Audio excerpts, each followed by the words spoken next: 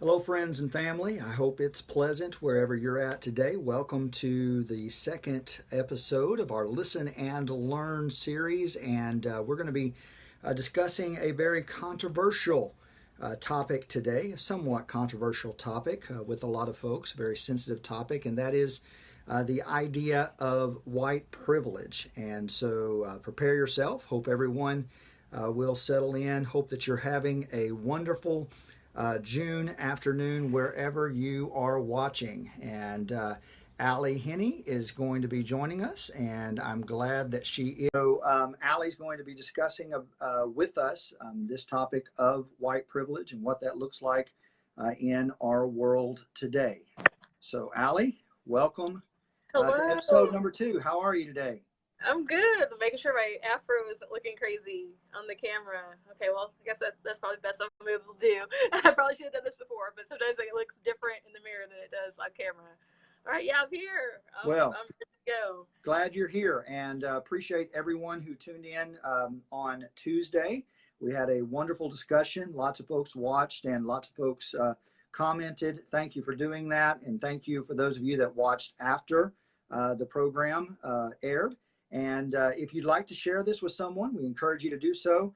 Just hit that share link there and share it to your page. Comment below, ask questions, and let us know that you are watching.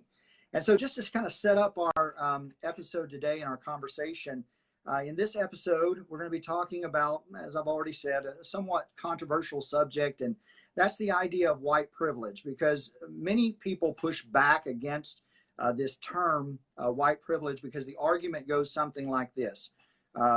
From people of white heritage and color. They might say something like, well, I've worked for everything that I have. I haven't received any special treatment. I'm poor. I'm not privileged. In fact, someone, as I was promoting this today, someone shared a comment, there's no such thing as white privilege, they said. There's only rich privilege. And we'll talk about that in just a moment. But I think that all of us can agree that we do have blind spots. Obviously, there are things that I'm not aware of. Allie, there are things that you aren't aware of. And that's why we have friends and family to kind of bounce things off of from time to time and say, you know what? I might be blind in this area. Just like when I'm driving an automobile, if I check out all my mirrors, it doesn't mean that I'm not going to back into that pole, because we all have those blind spots. So it is possible, whether or not, we embrace the term white privilege, and I think we should, and we'll talk more about that.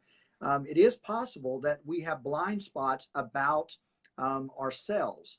And so that's what we're going to talk about today, those blind spots that we need to be made aware of. And if you've been following me on Facebook, you know that last month I read a great book, Wide Awake, by Pastor Daniel Hill. And in this book, he was confronted by his friend, and his friend basically awakened him to the idea that white has a culture, and that anytime that white culture comes into contact with other cultures, it usually wins. And in the book, Wide Awake, Daniel then embarks on a journey of self-discovery and arrives at the conclusions that the United States of America has a normalization of whiteness. And we'll talk more about what that means in this episode. And basically, if you break that down and unpack it in simplistic language, Daniel Hill is simply saying that every culture in America is expected to conform to normative notions as established by white people. And then there's this unspoken expectation, and I'm going to use a very loaded term here, of white supremacy. And a lot of times when people think about white supremacy, they think about, people marching around in white robes. And certainly that is white supremacy. But there is a more subtle form of white supremacy that is manifested in the culture and in our institutions every day. And in the book, Daniel Hill quotes a friend of his who defines white privilege. And I love this definition because I think it's very pertinent to our conversation today and very simple to understand. White privilege is simply the ability to walk away. the ability to walk away. Hill observes that one of the essential truths that we as white people need to remember, or at least become aware of if it's new to us, is that we contend with the normalization of whiteness every day. That is something that is present in our lives. We don't think about it, but when the journey begins to feel like any combination of scary or confusing or disorienting or even painful, when we start talking about race relations in our country, we have the privilege, white people have the privilege that people of color do not. We can walk away, we can ignore it, and we can go back to normal if we choose to do so. And that is the definition of white privilege. And so, Ali, I want to bring you into the conversation today and open up our conversation by asking you a question. What are some of your personal experiences with coming up against white privilege? And how have you learned to navigate that? Because you face an added concern in your life as being a woman of color, and not just a person of color, living in a culture that that favors a normative white experience. And again, if you're just checking in, we're talking about white privilege. And remember that white privilege isn't the fact that you were poor, right? Everybody has experienced poverty. Many people have in this country. It doesn't mean that you haven't worked for what you have, but it simply means that as a white person, you have the ability to walk away and not deal with issues that people of color have to deal with on a daily basis. So how have you, Ali, experienced this in your life? So before I answer that question, sure. Scott, you did such a good job of breaking down, of talking about Wide Awake and sort of breaking down some of what white privilege is. I want to even go a little bit a step further and talk about privilege in general. And I think that perhaps by illustrating privilege in general, then whenever I start to talk about white privilege, people may be able to better understand. So this is a definition that I got. This is a definition of white privilege, and I'm going to take it down to privilege here in a second. But I actually got this from my friends at Be the Bridge to Racial Unity. That's a page on Facebook that you can like, and there's also a group that has about 25,000 people in it, I think, that are connected to that group. And so they have a curriculum called Whiteness 101. They actually have a curriculum for bridge building, and that's a whole different topic. But they have this thing called Whiteness 101, where they deal with white supremacy, white fragility, white identity, and white privilege is also another thing that they deal with on this. And so this is how more or less they define white privilege in Whiteness 101. As we move through life, this means that parts of our identity give us an advantage, where other parts of our identity leave us at a disadvantage. Social psychologist and theologian Christina Cleveland describes privilege and oppression as ways that society either accommodates us or alienates us. Privilege is about the way that we are advantaged by each category of our identity compared to others in that same category. So the idea of privilege or oppression is that if you're privileged, it's the way that society accommodates you. And if you're oppressed, it's the way that society alienates you. So as a Black woman, let me break my identity down further. I am a Black, cisgendered, meaning that the gender identity that I was assigned whenever I was born is the gender identity that I identify with now. I'm heterosexual woman, that Christian, able-bodied woman that even though I'm Black, and so I am disadvantaged or oppressed in my identity as a Black woman, or disadvantaged or oppressed in my identity as a woman, I do benefit from privilege. So, for instance, like able-bodied privilege. Sure.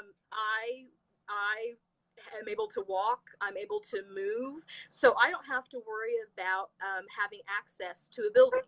I have a precious friend at a church that I attended several years ago, where our church had two entrances to. We worked in an office together, and our church had two entrances, and so I could use both of those entrances. Because one had stairs and the other had stairs and an elevator. And so I could use that entrance. I could use whatever entrance I wanted to use because I could use the stairs. And the entrance with the stairs was actually way closer to where we would end up parking in the parking lot. But my dear friend, she had to use the side with the elevator. And so what that meant sometimes was that sometimes that door wasn't unlocked. And so there were times whenever she'd have to get me, she'd have to get somebody to even come and unlock the door for her so she could go in and she could use the elevator because she used a walker, and so she wasn't able to walk and be able to go up the stairs. And so so in that I had able-bodied privilege, where my friend who used the walker to get around, she did not have the privilege of being able to get in and out of places the way that I did. I have Christian privilege. I mean, in a nation where Christianity is the dominant religion, granted, I've almost always worked in ministry spaces, so I guess I shouldn't use myself as an example in that case. But my husband, all of his religious holidays, he gets off for those things. All of us who are Christian, we don't have to worry about being off of work for Christmas or being off of work for Easter for the most part. I mean, there's some jobs that people work, but they do end up working Christmas or Easter.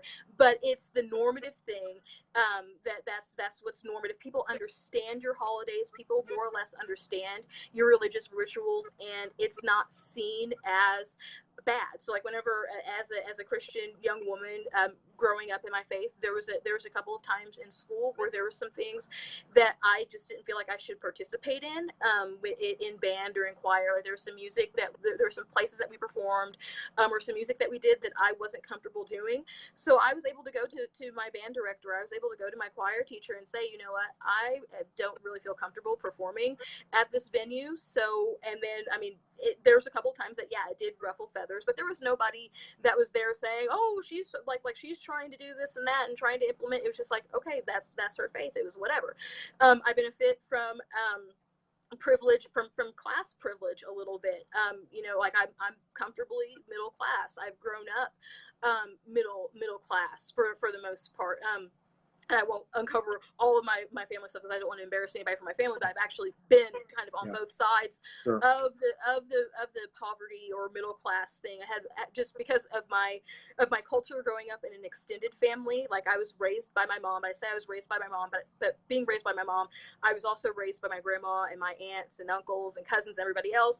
And so I intersected with our different class levels in my family. And so I see where being privileged in being middle class, and then even now as an adult being fairly comfortably middle class, I've benefited from that. So privilege is we all more or less have it in some way. I guess the other thing, being heterosexual, people don't look at me weird for being heterosexual, but then where it comes into race, and now where I bring race into it, is that in being in an interracial couple, even though I am in a heterosexual relationship, and so I have privilege on that end, there have been times where I've been afraid to express like affection for my husband in public because of where we were at, and just not sure how people would respond, or we would be places and people would kind of be staring at us or whatever, and it would just get weird. I mentioned in the last broadcast,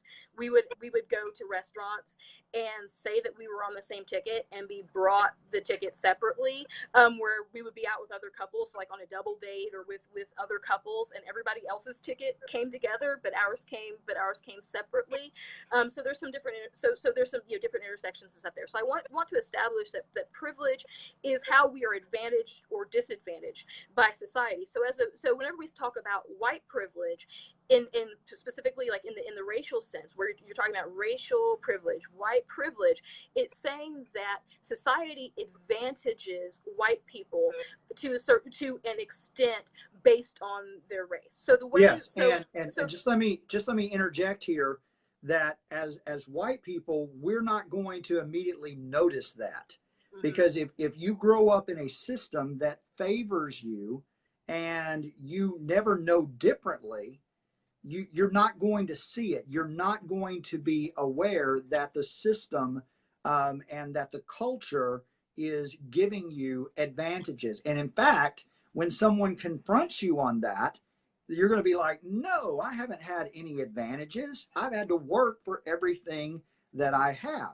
Well, you don't notice the advantage because you are a white person in a white culture. And that's what we mean by white privilege. And the idea of whenever you talk about privilege, and I wish I could remember the term that somebody else has proposed for this, but I'm drawing a blank right now.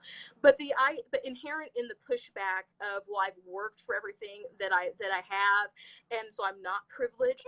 There is a thing in white culture, and I'll go ahead and say it's American society, but I think it's specifically white culture, but American society in general, that everybody wants to be rich, but then we're also skeptical of rich people. And then we also, being poor, people look at being poor, being downtrodden as wrong.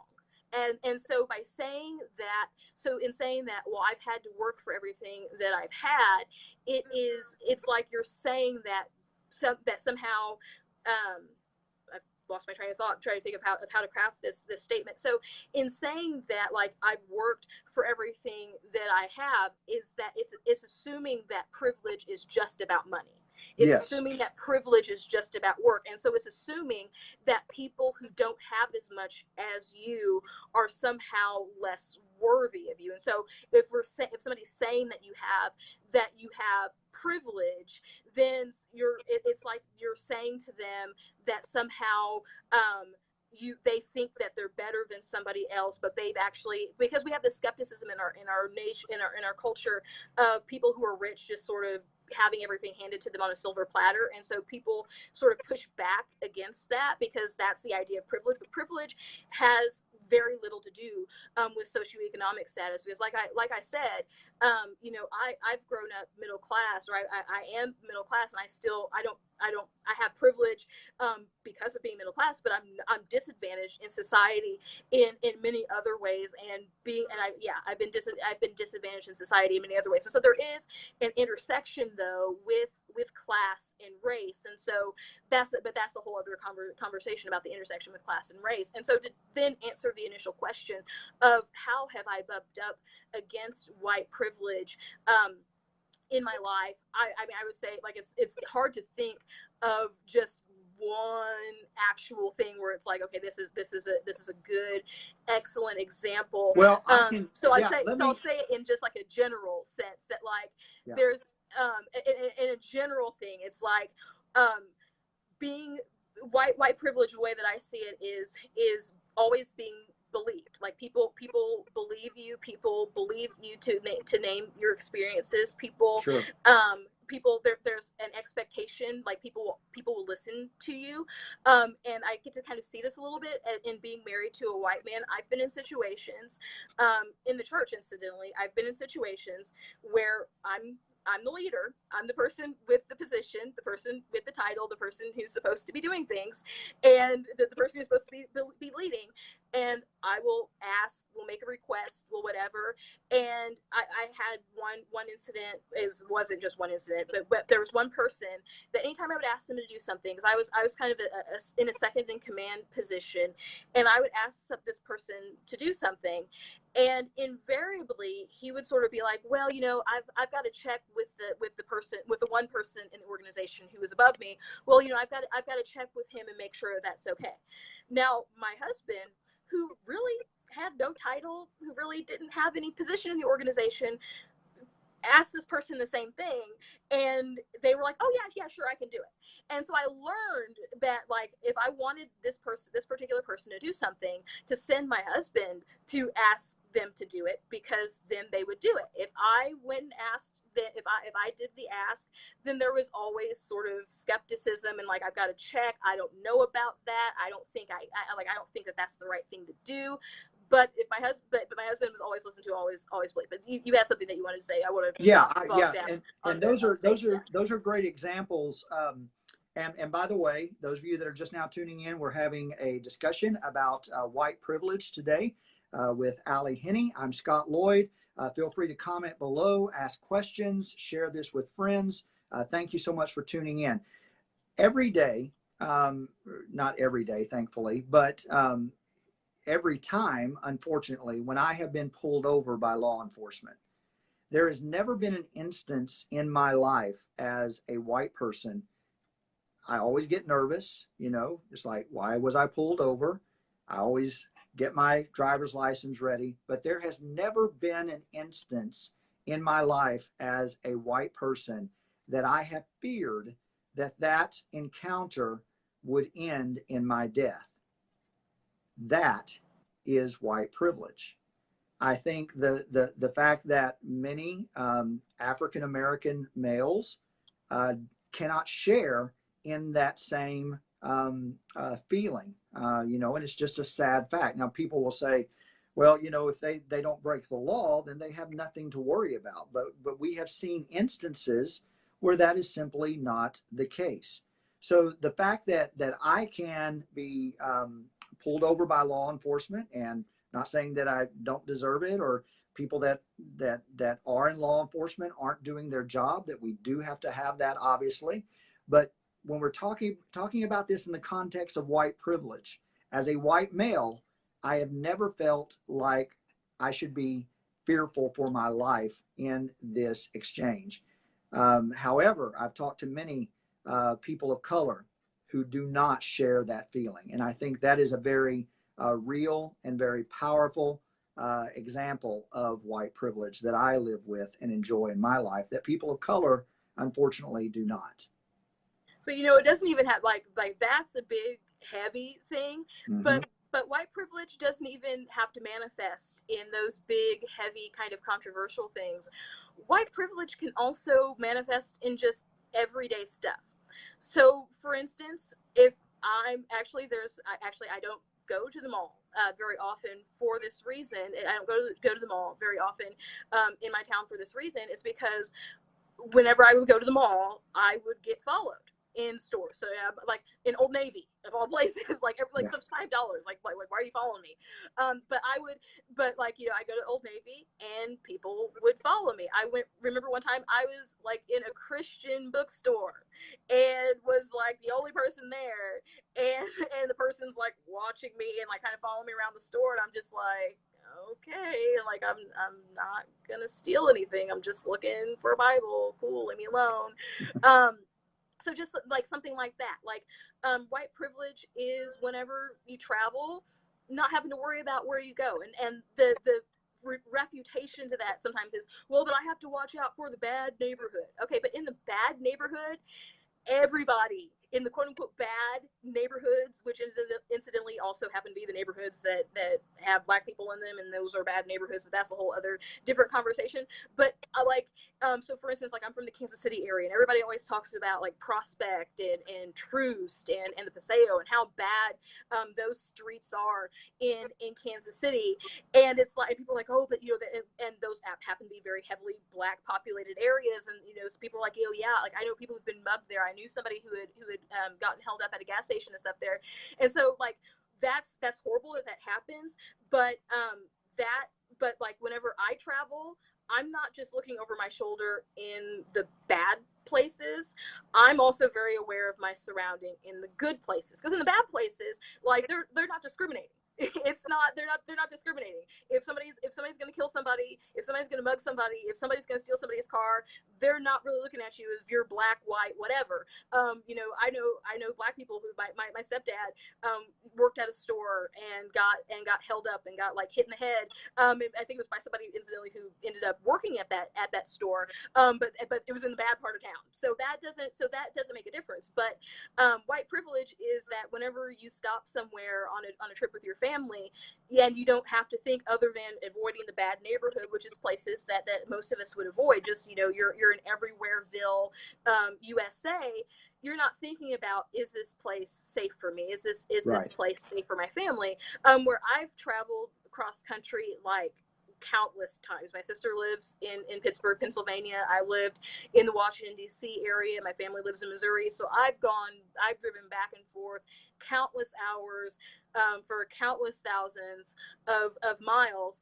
And whenever I stop to get gas, whenever I stop to have to go to the bathroom or stop to eat or whatever, I'm very aware of where I'm stopping. And actually, in fact, I mean, there's in the state of Missouri, there's places, there are entire towns where I'm not going to stop, like, ever.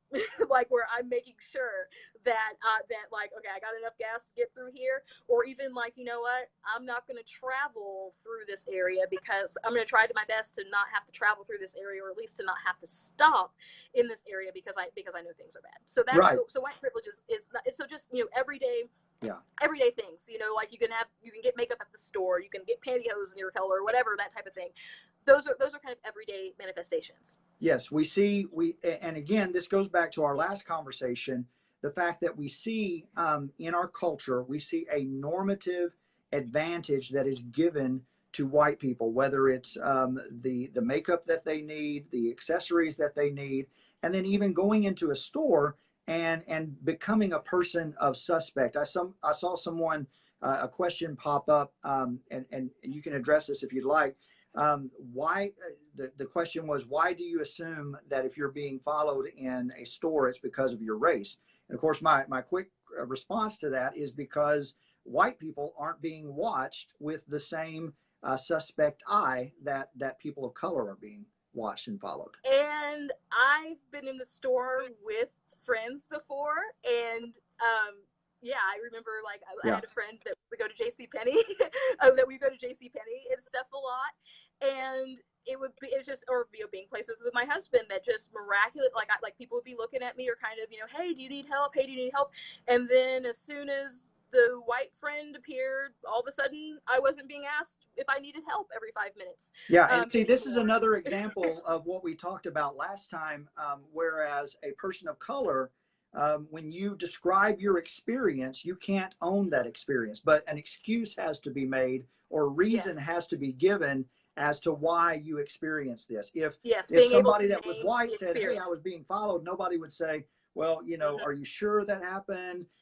You know, maybe there's a plausible explanation, but the assumption is that because you are a person of color, that there has to be an explanation, that you're imagining all of this racism. Well, yeah. So if I had just come on here and said, well, you know, like, I've had men follow me and stare at me and kind of leer at me in the store, kind of weird, people would believe that, because we, to a point, believe women to a point when they say that somebody is creeping on them in a weird way. We believe that experience, but we don't readily believe, and we want to excuse and want to have to try to find answers and explanations to why it could be something other than race. And a lot of that comes down to racial discomfort, is that it is uncomfortable for I think that it's very uncomfortable for white people to hear that white people can be racist, to hear, because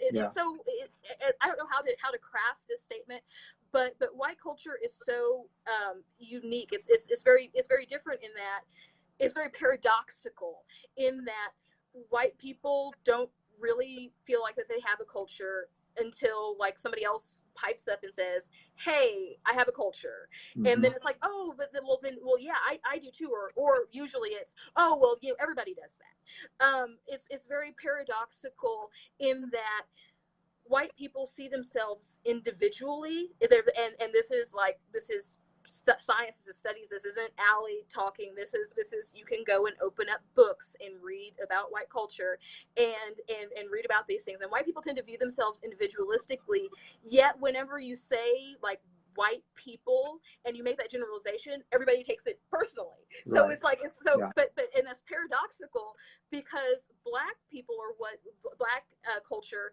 African American culture, we're what's called a collective culture, and so we're a collectivist culture. So we view ourselves as a group, we view ourselves as a whole.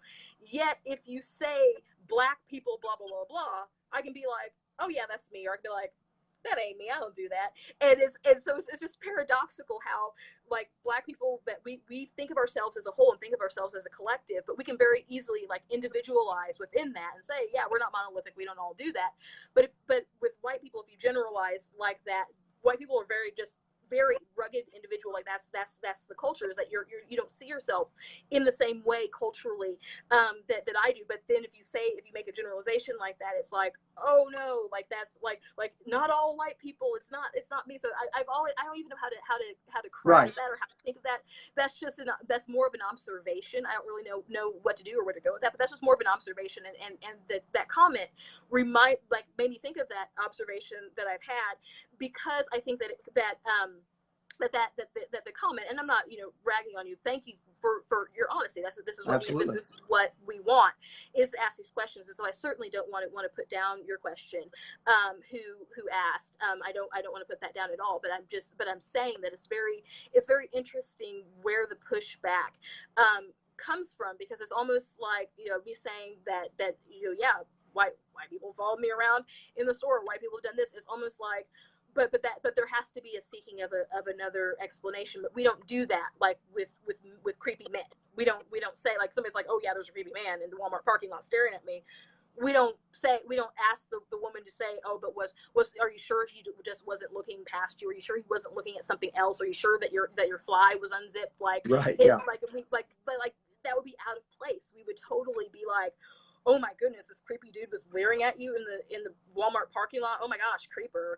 We would do that. But whenever it comes, but for whatever reason, there's something with racism that it touches in particularly in white identity, because we don't, black culture, cultures of color don't do this as much. It does happen, but we don't do this as much, where we interrogate the experience and have to try to break it down. And usually whenever we do interrogate the experience, usually we're doing it to ourselves and thinking, oh my gosh, there has to be like 50 other reasons. But we don't usually do it to each other. And if we do it to each other, it's more like, I'm just trying to make you feel better. Yeah. because that's the messed up stuff that you just. Yeah. And I think this entire portion, is a manifestation that white privilege does exist in our culture, because we were simply having this conversation. And again, we appreciate all the questions. Keep those questions coming. Comments, feel free to share. But it is a dynamic, and that's what we're attempting to do with this conversation, is to cultivate conversations so that you can have these kinds of conversations with those that are around you. I want to move on. Go ahead. Can I say one more thing? Sure. I'm sorry. Yeah. The other thing that I want to say is that for white people, you don't often have to think of something happening because you're white. Mm-hmm. I have often had to ask questions about, okay, did this happen? Did this just happen, or did this happen because I'm black? Yeah. And so that's privilege. But let's move on. No, absolutely. Yeah. And that's, again, it goes back to the definition of the ability to walk away. As a white person, I can move in and out of these conversations. I can think about it and then not think about it and go back to the normalcy of my life. But as a person of color in the United States of America, these are issues that you have to deal with constantly. Let's talk about some strategies that you would recommend to help those that struggle with recognizing their white privilege to become more aware of it, and this idea of walking away from the difficult and challenging racial concerns. So, if to your white friends and family, how do you help them negotiate these conversations? First of all, I recommend, I've mentioned it already, but join Be the Bridge to Racial Unity. There are a lot of really honest conversations that happen there. I think that it's I guess that I say all of that under the umbrella of you have to educate yourself. You have to, like conversations like this are great. People sharing with people of color is great, like kind of having these exchanges like this, or even with people that you know, those things are great. But there's a point where at least the common thread that I've heard from friends who have become more racially conscious, one of the things that has helped them is by one, hearing other people's stories, but also by educating themselves and reading books like Wide Awake, or there's another one called Waking Up White. It's so weird. Like I have one of the books and I'm borrowing the other one of the books from a friend. It's so weird that they're both like and white people, like, you know, always talk about, like, you know, they woke up, like they just realized it's so funny that this is called, like, it's like almost like a white awakening or something that's happening. But I think that educating yourself about racism, and even educating yourself about the systemic nature of racism, because I think a lot of times we focus on the individual side of racism and the interpersonal side of racism, which is sometimes harder to see because you are dealing in things that are sort of abstract, like, and so there always is this question of, but well, how do you know that this was happening because you were Black? And maybe in different instances it wasn't because I was Black, but it's sort of like, I don't know what else it could have been. I'm not, you know, I don't have, I'm not carrying a big old purse, I'm not doing anything suspicious, and I'm being followed. And so it's one of those things where it's like you have to once you get to a point where you're learning and you're educating yourself, to be able to recognize things, and you hear the experiences of people, because whenever people keep having the same experiences, like I'm part of communities of people that I have not known, and we have come together and shared the same verbatim experiences, and like to the point where you're able to finish the person's story for them, because they start telling the story, and then you're like, oh, and then this happened, and then this happened, and then this happened. It's either Black people are experiencing some sort of collective hysteria, and we just don't know what's going on, and we're just like making stuff up, and we just like are making this whole thing up, or there's actually a problem. I lean more toward there being an actual problem than it's just a bunch of hysterical Black people walking around like, oh, because nobody wants, I've said this, you know, a million times, nobody wants to experience racism. Like, I don't want, like, it's, and then to say something about it publicly, and then to have to go back, especially if you're talking to people, if you're in mixed company, you're talking to people of the majority culture, to then have to explain that experience, like nobody, like nobody really wants to do that. And if people, I mean, maybe there's some weirdos out there who want to, but nobody really wants to do that, because it's dehumanization. And so it's like you're dehumanizing yourself by telling this story again, by saying somebody was treating me like I'm not human. So you really don't want to have to do that. So if we're sitting here unpacking this and saying this is happening, there's probably a pretty good chance that it is, because there's people that make up stuff, because there's people that make up stuff of everything. But just because somebody like one person makes something up doesn't mean that everything else that's happened isn't true. And with any other subject, we wouldn't have to excuse it. We wouldn't have to justify it. We wouldn't have to work through it. But for whatever reason, when it comes to this white normative culture, and I think that is symptomatic of the fact that it exists. Yes, it's race and rape. Those are the only two things that get interrogated at this level, is race and rape.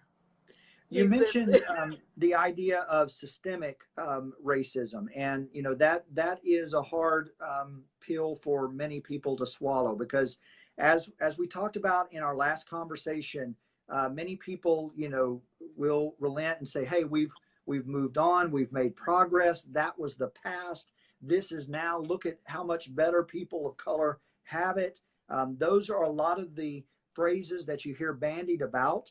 But when we talk about this idea that racism has become institutionalized in our country now, can you give me some examples of that, and kind of explain to folks what we mean when we're talking about systemic racism?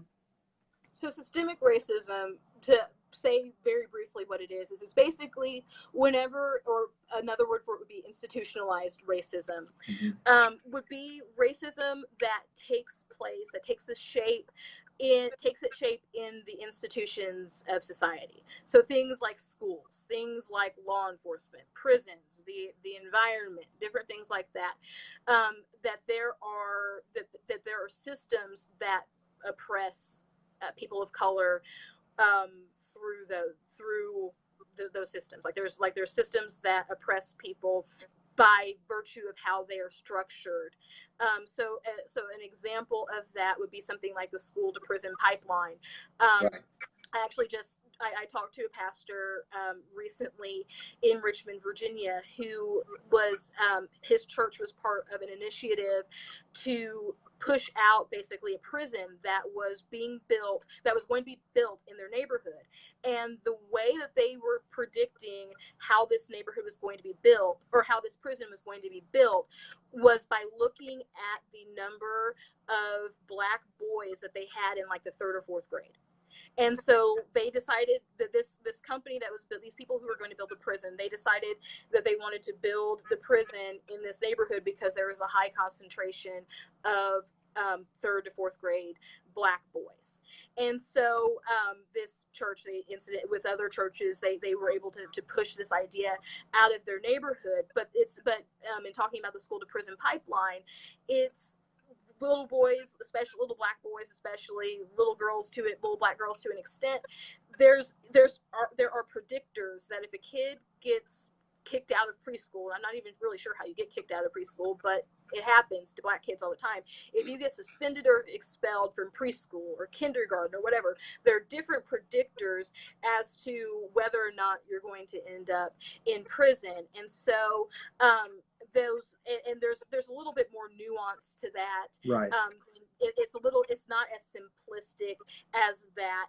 And I will say that in it not being as simplistic as that, the reasons probably aren't what you think they are. It has very little to do with home life. It has very little to do with upbringing, and it has a lot to do with how Black boys especially, but Black bodies are incriminated in the system. I have not watched. I'm sorry, one of my schoolmates just popped up here. I have not watched 13. I was going to mention that. I was going to mention the documentary 13. Yeah, on Netflix is a great resource. And the New Jim Crow also is a book.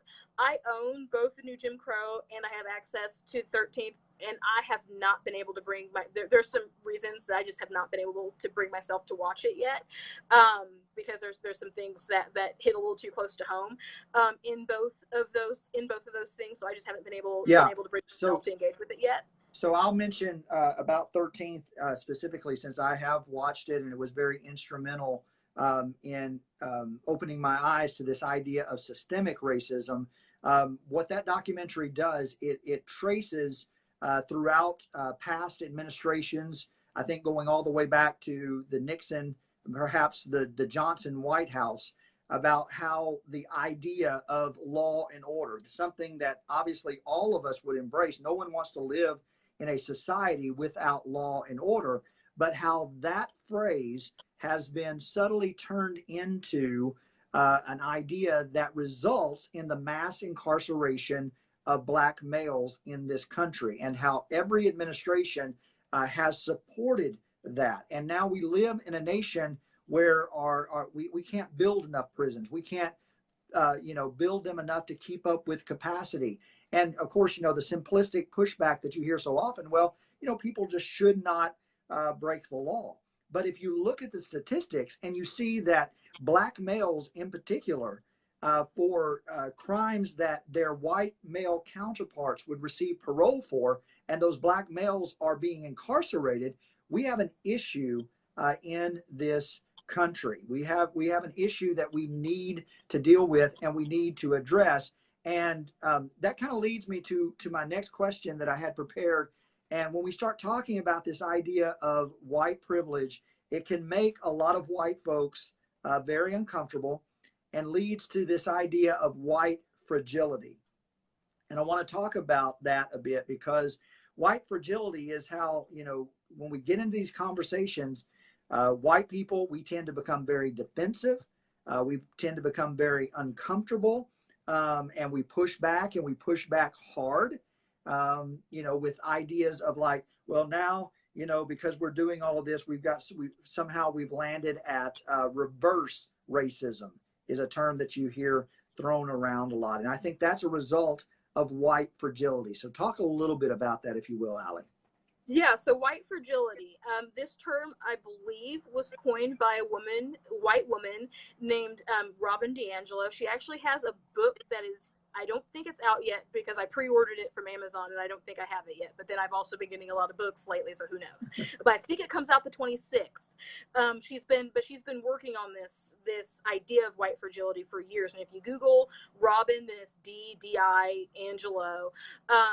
There's a ton of she's written journal articles about it. There's a ton of stuff about it. But anyway, she defines white fragility as the result. It's the result of white racial socialization, a state in which even a minimum amount of racial stress becomes intolerable, triggering a range of defensive moves. These moves include the outward display of emotions such as anger, fear, guilt, and behaviors such as argumentation, silence, and leaving the stress-inducing situation. These behaviors, in turn, function to reinstate white racial comfort and the status quo. Yeah. So to break that down, is that basically white fragility happens because of how white people have been socialized to talk about race. And it says white, I mean, I guess that there is socialization. Whenever I was going to say, well, there's not really socialization because y'all don't talk about it, but even not talking about it is socialization. Yeah. Because white people are socialized not to have racial conversations. It's socialized as it's not polite. It's not polite to notice somebody's color. It's not polite to do all these things. And so there's even guilt about it. And so because there is a lack of socialization, a lack of racial socialization, then because of white privilege and wanting to, and the feeling, and white privilege and white supremacy, and the feeling for white people, I think that there's often a feeling of coming into every situation and being fully equipped to handle virtually every situation. And so whenever there is something that you're not able to be on top of, it can be uncomfortable. And I say that's not just a white person. I mean, anybody feels uncomfortable in situations where you're like, man, I don't know what's going on. Right. But in a racial situation, in racial situations where you're coming to a conversation that you have no idea, as a white person, that you may have no idea how to have. And so then in not having any idea of how to have that conversation, but you know that it's a charged topic, and you know that it's something that is controversial, and there's fear of saying the wrong thing or doing the wrong thing, or there's even guilt for things that have happened in the past, or there is shame for what's happened in the past, or there is anger because of whatever. So there's all these different things that sort of stew. And so then whenever something happens, the minimal amount of racial stress, it just poof, and white folks blow up. They get angry. They feel fearful. They feel guilty. They argue. They don't want to talk. The thing that I call it is the white dude flounce, is like sometimes like white, you see it like on Facebook, was like, oh, well, I can't say anything because I'm a white man. And so it's like, it's not like, I guess my voice isn't wanted. And it's like, like that's how I imagine it. I'm sorry about trying to mock, but it's funny because it's like, oh, I guess I can't talk about this. And I'm like you have the agency to type on your phone or computer or whatever. Is not that you can't, it's just that like what you're bringing to the conversation is the same. Like you think that you're bringing something new and unique or whatever to the conversation, and oftentimes you're not. Oftentimes you're saying this, like I can tell you what you're going to say, and so like you don't know how to have this conversation. So listen to the people who are telling you, like, this is what this feels like, or this is what's happening, or even white people who know a little bit more, like listen to them, rather than flipping out. But anyway, yeah, I think it's a manifestation of we talked about in the beginning of white supremacy, and that is really a term that makes people uncomfortable because, again, when we think of white supremacy, too often, especially in white culture, we think about the Ku Klux Klan or other white nationalist groups. But white supremacy is basically the idea that when white culture comes into contact with other cultures, white culture usually prevails. And so when we are put into a situation where we are having a conversation with a person of color and we are confronted with their reality, we become defensive. We want to make excuses. And then we see or hear things that the other person isn't saying. For example, a month or so ago, I made a post about, slavery in this country was defended because it had to do with sustaining an economic way of life in America. And people saw that, and immediately, they started talking about, oh, you're saying that white men and white people are the subject of all evil everywhere around the world. And I didn't say that. They were jumping to those conclusions. They were hearing things and they were seeing things. They were imagining things that I had not even said.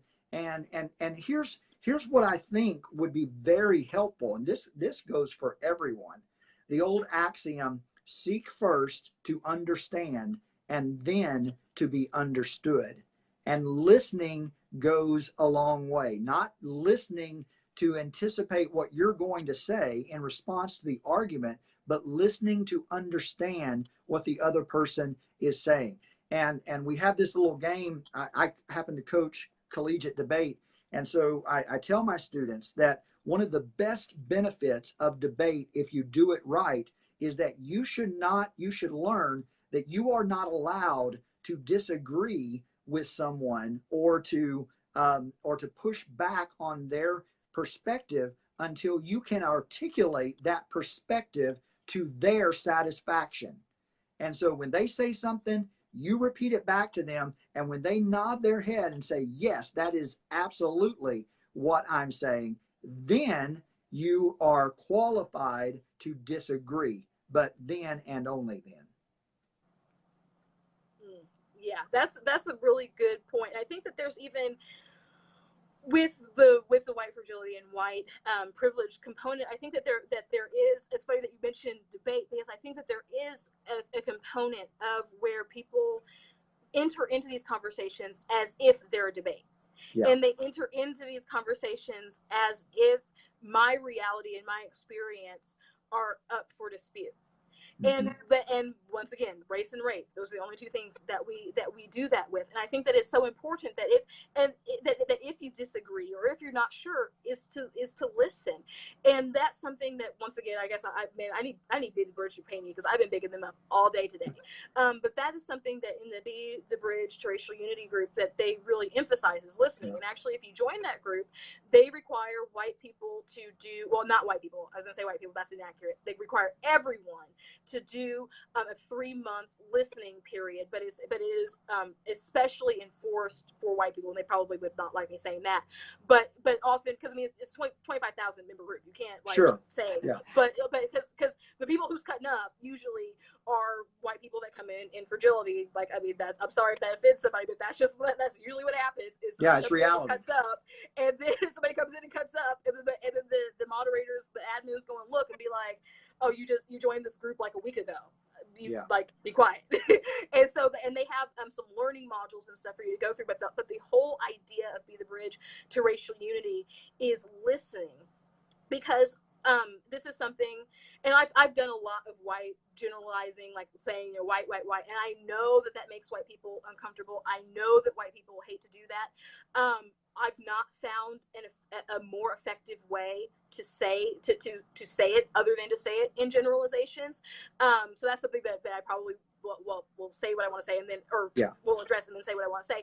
Is that's part of white fragility. That's part of what we're talking about. Whenever I'm saying like, is Be the Bridge a Facebook group? Yes, Be the Bridge to Racial Unity. That's the Facebook group, and you can join that after this broadcast. Yeah, and if people are upset about they feel like you're generalizing, I think watching this should be example enough that obviously we're not talking about all white people. Yeah, because it's hard to, because it's funny, because I say it's funny. There's so much that I could say about this.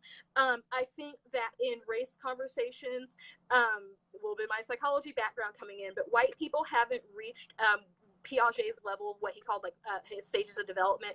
What the last stage of development, I believe, is formal operations, and that's where you're able to think about things abstractly. I believe it's been a while since I've been in psychology classes. I have a degree in it, but I'm sorry, I forget stuff. It's been 10 years. I believe that the degree before the stage before that is concrete operations, and that's like where you have everything very, very firm or whatever. So white people haven't really reached the formal operations, be able to abstract and stuff about race. So they hear white people and they think, me, it's me. She's talking about me. She's implicating me. And so there's this defensive to say, no, not all white people, because it's not me, because I don't have to be, because you're saying that I'm racist. So there's this whole thing. And so I know that me saying that, and I probably should have said this up front, but I know that me saying white people is probably very uncomfortable for a lot of people. I'm not trying to generalize in order to stigmatize. I am generalizing because if I said, well, every white person except, and listed all these different parameters, we would never be able to have the conversation. Right. Like, because I would be sitting here trying to be extremely precise in my language so as not to offend people. So I am sacrificing precision of language, and we have the saying that if it don't apply, move on by. So if you're not that white person that I'm talking about, then you're not, and so you don't have to be upset about it. But first, don't assume though that you aren't that white person. Do a little self-reflection, self-examination, and work through that. Allie, we've got about 5 minutes left, so I want to touch on this, and I think this will set up our next episode, because in our next episode, I want us to talk about a little bit about the church, because both of us are Christians, and primarily our work is done a lot in the church and through the church. So just touch on this and sort of introduce it for next time. This idea of how the church is dealing with racial relationships, reconciliation, conciliation, and we'll talk more in the next episode about the differences in reconciliation and conciliation. But what have you noticed about the church, how they're dealing with it, how they're not effectively dealing with it, and sort of set up our next conversation? Whenever we say the church, I'm going to go ahead and define that to the white church and say they're not really. Yeah. In the black church, it's been a core kind of tenet in the black church. But even like in the black church, James Cone, who passed away recently, even said that the black church has even gotten away a little bit from talking from it's been focused on being victorious, which is important and which is great, but even has lost a little bit of its steam on that. But I think that the church is not adequately addressing that. And whenever I say the church, that doesn't mean that individual churches aren't, but those individual churches, whenever you really get down to it, are few and far between. So I would say that in general, the church, and I'll even narrow that down a little bit more and say like the evangelical church, and leave that like even racially ambiguous, because we could argue about if evangelical, if that's just white people or if it's white people and black people. But in the circles and stuff, in the branch of Christianity that I think that we both sort of have intersections in, and then out from that, I would say that we're not really dealing with the issue, or if we think that we are, we're not dealing with it in a way that's adequate, that is actually that where we're actually dealing with the problem, right? And not because making people feel comfortable. Yeah, not just saying, okay, racism is bad, everybody feel comfortable. Yeah, because a lot of times the answer has been, we need a more diverse group, or we have diversity that is on the stage. We have diversity in our leadership group. And so that has been the answer recently for a lot of white churches to say, hey, look, we are addressing this. But that's a good step, but that doesn't address the systemic issues that are still at work. And it doesn't address, and bringing it back to the topic of this, I think that it's very rare, if it even happens, that churches are addressing these issues of white privilege. And I know that it's hard. I mean, I've been in ministry for a long time. I know it's hard to address issues like white supremacy or white privilege, or white fragility, and not even necessarily putting it on using white to say it, but dealing with some of these things, giving people the tools to be able to talk about and deal with these things. I don't think, because I think that, and there's a lot of reasons for that, and we'll get into it on the next broadcast. But I think that there's a lot of reasons for that. But I think that there's been there's an idea of what that means, and I think that the idea of what it means, and in different circles it means different things. But I have a lot of questions about that, and it's something that I've been working through for the last several years, having ministered in contexts that were multiracial. But for the most part, there's one that was one place that I've been where it wasn't as multiracial. But where I've been in contexts where it's been multiracial, but still predominantly white, and some places have been even like predominantly like white cultured and stuff. And so the ideas for how to address and kind of whatever have been, it just hasn't been. I think that there's some ways that we could grow, that we could all kind of grow together in grace. Absolutely. And get better with that. Absolutely. And we'll address that more in our next episode as we kind of bring this down to the church and what that looks like. And thank you so much, Allie, for agreeing to do this. I really appreciate your insight and your thoughts on this topic, and your courage as well. Because not everybody is willing to talk about these things with the openness and the honesty that you have exhibited. So thank you, sincerely. Thank you very, very much. And to all of you that have watched today, thank you so much, especially to those of you that have hung on for the entire hour. If you missed a portion or anything that we said, you can rewatch this later. I'll share it as many times as I can. Please share it with your friends and family. And just a reminder, Allie and I will be back for another edition of Listen and Learn this coming Tuesday at 4 p.m. We're going to talk about the church. Try not to go an hour. We talked about this. We're like, we go 20, 30 minutes, and then like I can talk about something. I'm like, yeah, like, exactly. Like and a full hour. yeah. We could, quite honestly, we could talk about this all night long and just scratch the surface. And so our goal here is to introduce a lot of people to this conversation, perhaps some concepts that they haven't thought of before, and to keep the conversation going. So thanks so much for joining me today. Thank you, Allie, and we'll see all of you Tuesday at 4 p.m. for another edition of Listen and Learn. Bye-bye.